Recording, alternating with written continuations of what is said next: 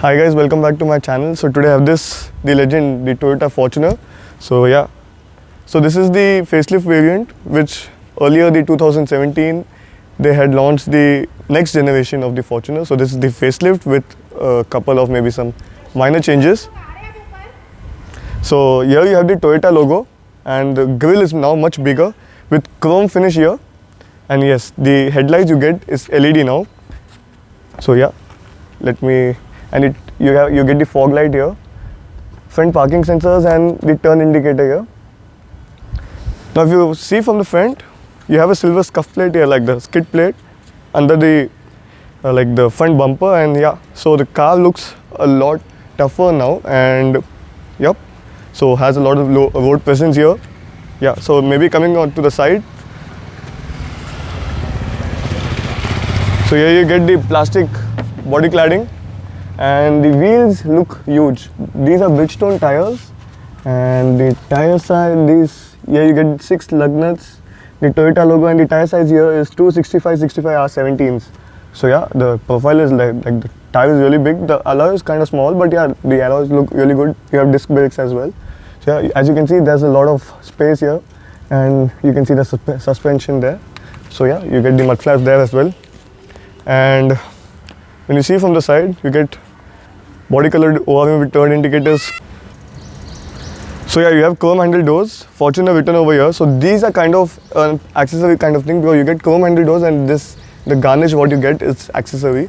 And you get passive entry here and the passenger side as well. So as you see, even here you get the rain visors here, which is again an optional kit, and chrome here with some functional roof rails as well. And you get a side step as well, where you can climb into the car. So easily you can like hop in, and yeah, as the car is tall, so getting in and out will be tough. As I'm 6 feet tall, still for me going into the driver's seat was not a problem, but the car is like tall, so yeah. Coming to the side here, you get rear parking sensors, chrome garnish here as well, Fortuner written over here, LED lights, LED tail lights you get here, and rear wiper. Plus you get, as I told you, reverse parking sensor and a reverse parking camera as well. So yeah. So yeah, this is the key. As you can see, this is you get the Toyota logo here, definitely you will get it. So you get lock, unlock, you can open the boot. And here you get the Fortuner kind of the sketches and the Fortuner written over here. So yeah, this looks absolutely gorgeous. So let's open the boot from the key. Yeah. Wait, let me just open it. Yeah. So as you can see here, not much of boot space here. You get the Toyota mat, and under this, nothing much. It's just a mat here. You get hooks on the other sides, so that you can fold in your seats here. Plus you get seat belts for the third of passengers. And if you want to fold the seat, it's quite easy. Just one lever. Yep. So you can like lock in the seat here, and done. This is such an easy technique to like fold in your seats. And yeah, afterwards maybe I'll show you how to tumble the seats of the second row as well. So yeah, let's close the boot. So you can close the boot by this one button. So it has electric closing and opening of the boot. The boot is kind of slow, but it's good. So I'll show you to the side. So this is the fuel cap. Now this Fortuner, definitely it's BS6 emission, so it's BS6 compliant, and the fuel tank capacity is around 80 liters. So yeah, it drinks a lot of fuel. So it is a diesel engine, the 2.8, and yeah, you get a shark fin antenna as well. So yeah, let's show you around the car.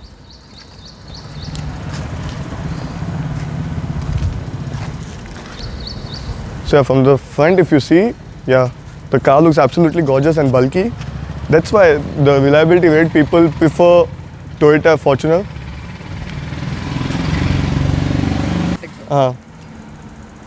So now let's get into the third row of seats, and I'll show you how to tumble the seat. Before that, let me just show you this.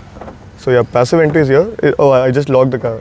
So I just open it, and just here you get electric adjust for the front seats basically. Yep. So yeah, I was just pushing the seat forward so that like I could tumble the seat easily. And the leather, yeah, the quality is really good. The stitching and the comfort what they offer is really good. So now let me show you how the seats tumble, and I'll get into the third row of seats. So basically, yep, it's that easy. Just pull one lever and the seats tumble. So let me get in. Before that, let me show you, like, the doors are like really heavy. Windows are big and huge, so you won't feel claustrophobic. The leather padding on the door is great. One touch windows on all the windows, and the door pockets are large enough, so 1 liter bottle will fit easily here. One attention to detail here, Fortuner written over here. Absolutely great. So let's get into the third row of seats. Alright, getting in is a bit of a task, and now we are here into the third row of seats. So yeah, absolutely no under thigh support.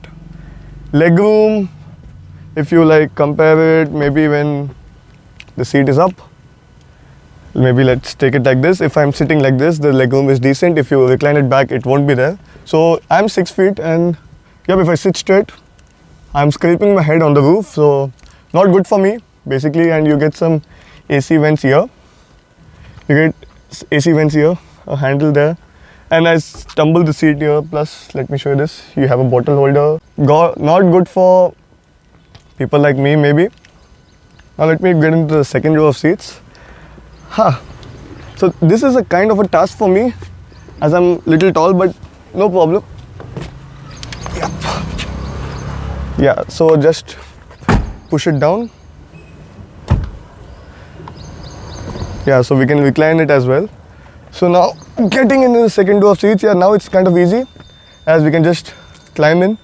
So when you sit in the second row, you see that headroom, legroom, knee room, under thigh support, all of them are really good, as the seats are supportive.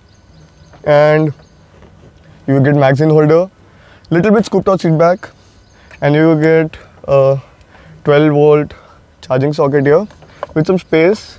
The transmission tunnel is huge, so 3 people will fit comfortably here.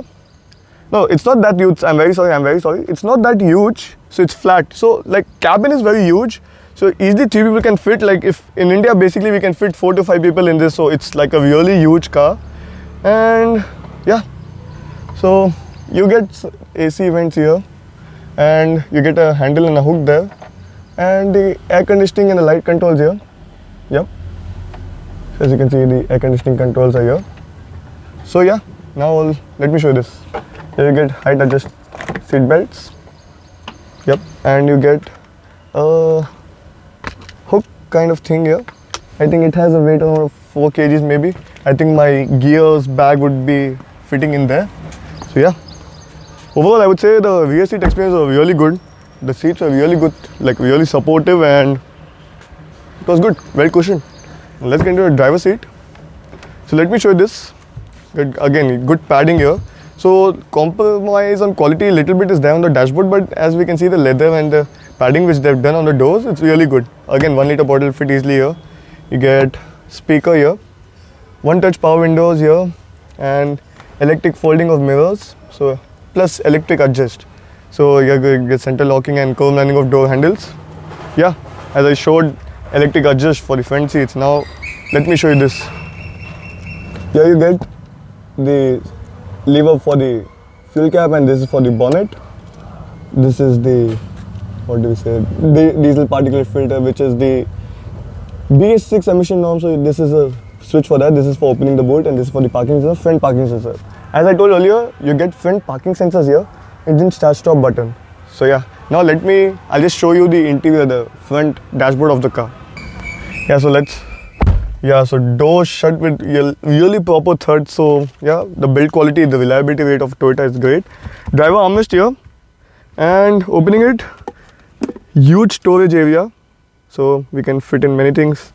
And this is a hand sanitizer, which is important for these days. Now coming here, you get engine start stop button, and eco mode, sport mode, and the normal mode. So it has 3 drive modes here. Traction control, auto start stop. You get a manual handbrake here. This is the automatic gearbox, 6-speed automatic gearbox with parking, reverse neutral, driving, sports, and manual control. So this car really holds the gear at its max revs. And some space here, twin cup holders, some space there as well. some space here. You get ventilated seats here. This is for the USB. This is a cigarette lighter. Single zone automatic climate control, and this is a 9-inch touchscreen. Yep. So they have upgraded the touchscreen here. That's great. Now just push Fortuner here, and yeah, you get a glove box here. Close this, press this, and the second glove box. So the upper one is decent size, and the lower one is again decent size, not that big. Has a light switch, and let me show you this. You will get an automatic dimming inside rear view mirror. Here, if you see, you get a mirror with a light. Yep, same as the case here. Mirror with a light. Okay, wait, a lot of plastic is there, but yep, we'll open it. Yeah, so for safety, this car gets 7 airbags, ABS, EBD, traction control, hill start assist, hill descent control. This is the 2-wheel drive variant, this is not the 4-wheel drive. So yeah, but this is an automatic, so automatic gets around 18 Newton meters more than the regular manual. So this car has 500 Newton meters. Now, let me show you the steering wheel here. So you get volume control here. Volume control, the mode you can change like for Bluetooth, USB, aux, all of those stuff, voice command, attending and declining the call. This is for the multi-information display here, with a small screen here, like you can browse through those, and yeah. The steering wheel is decent to hold with stitching here, and yeah. Now you get paddle shifters too here, paddle shifters, yeah, that's a really good touch. Now let's switch on the ignition here. So automatic mirrors as well. As you can see, Fortuner is coming over here. Yeah. Let me show you this. Now let's browse to the information display. So you get Bluetooth information like the range, after the trip meter, eco indicator, how well you're driving, like how eco-friendly you're driving, not that harsh, and consumption, the wheels, like it's showing. It has tire pressure monitoring system too. This is the digital speedometer, like the digital speed what you're going. So this is the warning thing, like if I start the engine, I'll show it to you in a bit, just a minute. Settings like push to vehicle settings, yeah, vehicle settings are this thing, the boot, like the automatic opening if you want it or not, auto start stop system. And you have meter customization, like you want language, units, eco, switch settings, drive info 1 and drive info 2, like how do you want. You can change those. Pop-up display, telephone display, yeah, color, you can change the color as well. Yep, that's good. And eco-saving initial display. So all those stuff are really good. Not much, but yeah, it's loaded. And here, this 9-inch touchscreen is good to use, like it's slick to use, and you get home, menu, audio, information, power and volume, your apps, phone, track, channel. So basically this car gets Apple CarPlay and Android Auto. So yeah, now let's get into menu. You have audio settings, so you can control the audio, like the source, you can connect which, and the sound, where do you want the sound, how do you want, like the bass, all of those stuff you can control it. Going back, you have phone, like you can, basically you can call and attend or decline the call, all of those stuff. And so if you get into apps, you get this mic link device, so you can even mirror the screen here as well. So if you get into information, you have the like how well you're driving and the like consumption. Then you get into setup, you have this general setting, the system time, you can customize the home screen, projection settings, the beep, if you want the beep, you can change the theme as I showed in the multi-information display. Yep. And you can change the units, like if you want in kilometer per liter or liter per 100 kilometers.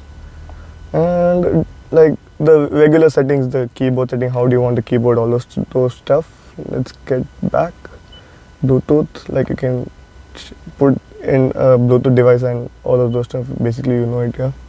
And yeah, audio, how do you want common audio, the FM radio, like the radio basically if you want to use it.